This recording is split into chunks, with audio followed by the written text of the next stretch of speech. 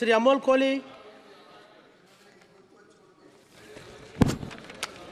धन्यवाद अध्यक्ष महोदय। मैं महामहिम राष्ट्रपति जी के अभिभाषण पर धन्यवाद प्रस्ताव पर बोलने के लिए। कैमरा कहाँ है सर?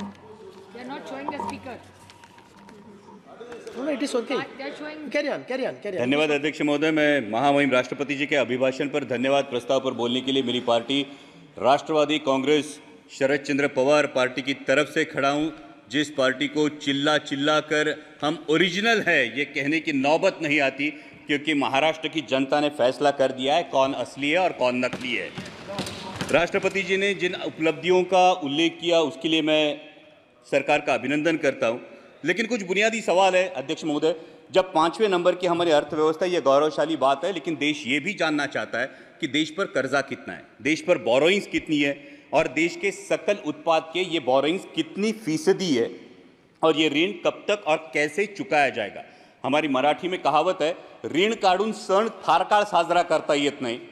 और इसलिए दूसरी बात है, महामहिम राष्ट्रपति जी ने जो कही कि 80 करोड़ देशवासियों को मुफ्त राशन दिया जा रहा है, तो 5वीं अर्थव्यवस्था के लिए क्या ये भूषणावह है? और दूसरा सवाल ये खड़ा होता है कि बावजूद इसके हंगर इंडेक्स में भारत का स्थान 125 देशों में 111वां है, जो पाकिस्तान, नेपाल, बांग्लादेश और श्रीलंका से भी नीचे है। क्या ये उपलब्धि है?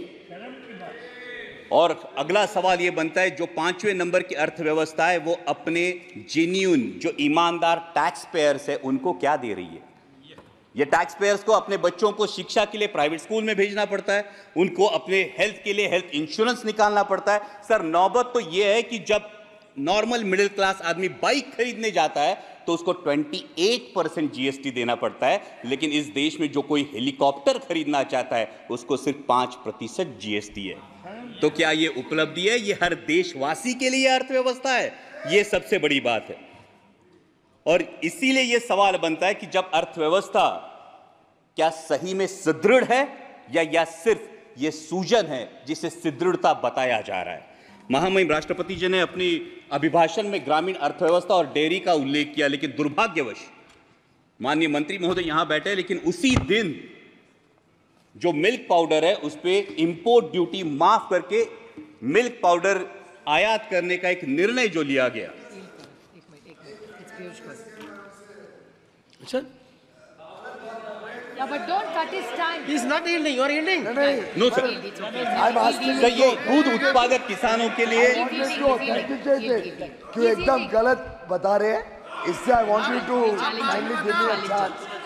इनकी जानकारी के लिए और पूरे सदन की जानकारी के लिए, शरद पवार जी जब कृषि मंत्री थे उस समय उन्होंने ये टीआरक्यू दिया था।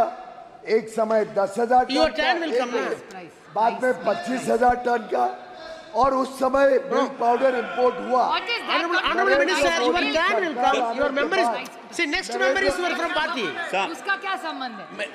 Honorable Minister, wait. Honorable Minister, wait. No. Immediately your member is going to speak. That time it can be rebutted. Sir, पुराने निर्णयों को लेके आज वास्तविक You carry on. सर आज Nothing will go वास्तविकता ये है देश में। सर, मैं माननीय मंत्री महोदय के संज्ञान में ये बात लाना चाहूंगा कि सर देश में मिनरल वाटर की बोतल 20 रुपए में मिलती है और हमारा किसान दूध 22 या 24 रुपए में बेचता है। तो क्या ये किसान को समृद्ध करने का निर्णय है? सर, मिनरल वाटर की बोतल 20 रुपए में बिकती है और हमारा किसान जो अपने पशुओं को पालता है उसको दूध बेचना पड़ता है 22 या 24 रुपए किलो में। तो क्या ये किसान के साथ न्याय हो रहा है? ये इसका जवाब किसान चाहता है। सर, महामहिम राष्ट्रपति जी ने किसान सम्मान निधि की भी बात की, लेकिन असली किसान का सम्मान तो तब होगा सर जब कृषि के लिए जो औजार लगते हैं उन पे जो 12% जीएसटी है, ये 12% जीएसटी हटाया जाए और उनके फर्टिलाइजर्स और पेस्टिसाइड्स की कीमतों पर नियंत्रण लाया जाए और कृषि उत्पाद के लिए सुनिश्चित और परमानेंट आयात निर्यात धोरण लाया जाए। सर, हाल ही में हमने देखा, पिछले साल हमने देखा कि जब प्याज की डिमांड थी, मिडिल ईस्ट में डिमांड थी, यूरोप में डिमांड थी, तब प्याज पे निर्यात पर पाबंदी लगाकर पाकिस्तान के प्याज उत्पादक किसानों का भला इसी सरकार ने किया है। ये प्याज उत्पादक किसान कभी भूल नहीं सकता सर। और दूसरा एक बहुत ही अहम किसानों से जुड़े मुद्दे पर जो मेरे चुनाव क्षेत्र से उस पर मैं ध्यान आकर्षित करना चाहूंगा, वो है लेपर्ड का इशू। सर मेरे चुनाव क्षेत्र में जुन्नर वन विभाग के क्षेत्र में 700 लेपर्ड्स का अधिवास है सर, 700 लेपर्ड्स, और आए दिन किसी ना किसी पर हमला होता है सर। जब एक बाप अपने 3 साल के लहूलुहान बच्चे को लेकर सामने खड़ा होता है तब ये इसकी गंभीरता और ज्यादा महसूस होती है सर। 23 लोगों ने पिछले 1 साल में जान गंवाई है, और बार बार मैंने दरख्वास्त की है माननीय मंत्री जी से भी कि लेपर्ड रिप्रोडक्शन कंट्रोल के बारे में सरकार गंभीरता पूर्वक ध्यान ले। महामहिम राष्ट्रपति जी ने अपने अभिभाषण में इंफ्रास्ट्रक्चर की भी बात की। जो 3,82,000 किलोमीटर हाईवे हुए हैं उसके लिए मैं सरकार का अभिनंदन करता हूं, लेकिन जिस रेलवे ट्रांसपोर्ट के लिए 1/3 कॉस्ट लगती है और एक ऑयल इंपोर्टिंग कंट्री के लिए इन रेलवे में कितना इजाफा हुआ ये भी हम जानना चाहते हैं। और दूसरी बात यह है, जिन प्रोजेक्ट्स के लिए महाराष्ट्र गवर्नमेंट ने 50% कॉस्ट शेयरिंग के लिए अनुमति दी थी वो 3 प्रोजेक्ट्स है सर, अहमदनगर बीड परली, वर्धा यवतमाल नांदेड़ और वर्षा और गढ़चिरौली, जो 3 साल में रेलवे कंप्लीट करने वाला था। आज 15 साल बाद भी ये प्रोजेक्ट्स निर्माणाधीन है, ये इनकम्प्लीट है।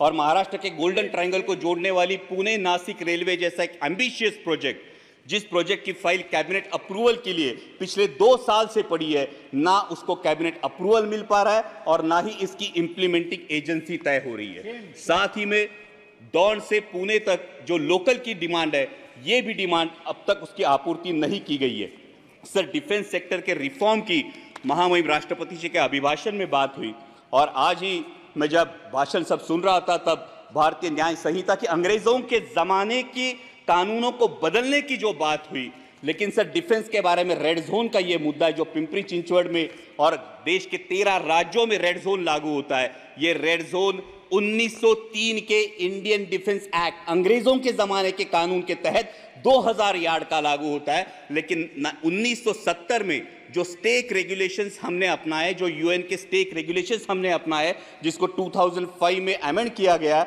उस स्टेक रेगुलेशन के तहत 200 से 500 मीटर सिर्फ रेड जोन की मर्यादा होनी चाहिए। और इसलिए रेड जोन क्या है? रेड जोन ये होता है जो डिफेंस का जो सेक्टर होता है, ये डिफेंस के सेक्टर के इसमें निर्माण के लिए अनुमति नहीं दी जाती, इन घरों को गैर कानूनी करार दिया जाता है। और इसलिए मेरी दरख्वास्त है कि अंग्रेजों के इस कानून को त्याग कर 1905 के इंडियन डिफेंस एक्ट को त्याग कर स्टेक रेगुलेशंस के तहत 500 मीटर के परे रेड जोन हटाया जाए और लाखों देशवासियों को राहत दी जाए। सर अगला मुद्दा युवाओं की जो बात हुई महामहिम राष्ट्रपति जी के अभिभाषण में, लीडर ऑफ अपोजिशन ने नीट का भी मुद्दा उठाया। ये करोड़ों भारतीय युवाओं के एस्पिरेशन का मुद्दा है सर, और नीट को लेके बहुत असमंजस है। सब जगह पे नीट का सिलेबस सीबीएसई बोर्ड के तहत है। जो बच्चे स्टेट बोर्ड में पढ़ाई करते हैं उनको क्लासेस लगाने से कोई दूसरा ऑप्शन नहीं बचता, और क्लासेस की फीस लाखों में चली जाती है। और अभी नीट पेपर लीक के इल्जामों के बाद ये असमंजस युवाओं में है, क्या रीनीट होने वाली है? अगर रीनीट होती है तो जिन बच्चों ने ईमानदारी से पढ़ाई की उन बच्चों का क्या होगा? और अगर रीनीट और इस फैसले में अगर देरी लग जाती है तो सर एमबीबीएस का जो सिलेबस है फर्स्ट ईयर का, जिसमें फाउंडेशन होता है एनाटॉमी, फिजियोलॉजी और बायोकेमिस्ट्री का, जो 1 साल होता है, यह अगर कम कर दिया जाए तो युवाओं में जो एमबीबीएस एस्पायरेंट्स है उनका ये फाउंडेशन वीक हो जाएगा। सर दूसरा युवाओं से लेकर मेरे महाराष्ट्र में एक बहुत अहम मुद्दा है, वो है मराठा आरक्षण का। मराठा आरक्षण को लेकर महाराष्ट्र में बहुत बड़ा आक्रोश है और उसी को लेके ओबीसी के युवाओं में अपने आरक्षण को लेकर चिंता भी है। इसलिए मेरी सदन के माध्यम से सरकार से दरख्वास्त है कि जातिगत जनगणना कराई जाए और किसी भी के आरक्षण को ठेस ना पहुंचाते हुए मराठा समाज को भी आरक्षण दिया जाए। और सर अंत में मराठी में इतना ही कहूंगा कि जलवायु की भी महामहिम राष्ट्रपति जी ने बात की, लेकिन आत्ताच आमच्याकडे माऊलींच्या पालखीचं प्रस्थान झालंय आणि इंद्रायणी माई अजूनही फेसाळलेली आहे। करोडो रुपयांचा खर्च होऊन सुद्धा जर आमच्या वारकऱ्यांचं श्रद्धास्थान असलेली आमच्या इंद्रायणी माईला जर मोकळा श्वास मिळत नसेल तर नक्की हा पैसा जातो कुठं, या नदी सुधार प्रकल्पाचा विचार व्हावा। सर साथ ही में आपातकाल की बात हुई, लेकिन सर वास्तविकता यह है कि 1980 में जनरल इलेक्शंस में इसी देश की जनता ने 353 सीट्स देकर इसी कांग्रेस को वापस सत्ता में बिठाया था। तो ये मैं जानना चाहूंगा कि बार बार पुरानी जख्मों को कुदेरने से क्या हासिल होगा? और जब हम डिक्लेयर्ड इमरजेंसी की बात करते हैं तो देश में अनडिक्लेयर्ड इमरजेंसी की भी चर्चा होती है सर। कुछ सालों पहले सर शोले करके एक मूवी आई थी, उसमें एक डायलॉग था, शायद आपको भी याद होगा, कि दूर किसी दराज में जब बच्चा रोता है तो मां कहती है सो जा वरना गब्बर आ जाएगा। सर हालात ऐसे थे कि जब विपक्ष का कोई नेता सरकार के खिलाफ बोलता है तो उसको बोला जाता है चुप हो जा, सरकार के खिलाफ मत बोल वरना ईडी सीबीआई या इनकम टैक्स आ जाएगा। सर इस इनडिक्लेयर्ड इमरजेंसी का क्या? Sir 2 minute Please, one more speaker is there. Yes, sir. One more speaker is sir for जब party. नेता तोड़ो पार्टी फोड़ो लेकिन विपक्ष मत रहने दो, ये बात होती है। सर जब लीडर ऑफ अपोजिशन ने डर की बात की तो महाराष्ट्र में ही बात हुई थी। 27 जून को माननीय प्रधानमंत्री जी ने भोपाल में भाषण किया था, तब उन्होंने नेचुरली करप्ट पार्टी जिस पार्टी को बोला था, जिन पर इल्जाम लगाए थे, उन्हीं हमारे साथियों को लेकर आज महाराष्ट्र में सरकार बनी है। तो सत्ता पक्ष ये कहे कि उनकी नैतिकता कहां गई। लेकिन अंत में मैं देश की जनता का आभार करूंगा सर, लास्ट पॉइंट, देश की जनता का आभार करूंगा क्योंकि उन्होंने पूर्ण बहुमत नहीं दिया और यह दिखा दिया कि तुम भारत कहो या इंडिया। सर 1 मिनट सिर्फ, लास्ट मिनट, तुम भारत कहो या इंडिया, मैं वही हूं जो अपने कर्म पर विश्वास रखता हूं। मैं वही हूं जो मंदिर मस्जिद मंगल सूत्र से ज्यादा देश की एकता को अहमियत देता हूं। मैं वही हूं जो राजतंत्र से ऊपर लोकतंत्र को मानता हूं, ठेकेदारों से ज्यादा पहरेदारों पर भरोसा करता हूं। तुम भारत कहो या इंडिया, मैं वही हूं जो नफरत से ज्यादा मोहब्बत चाहता हूं, अहंकार से ज्यादा विनम्रता का आदर करता हूं, अधिकार से ज्यादा जिम्मेदारी निभाता हूं। मैं वही हूं जो संविधान से चला हूं और संविधान को ही अपने सर आंखों पर रखता हूं। धन्यवाद अध्यक्ष।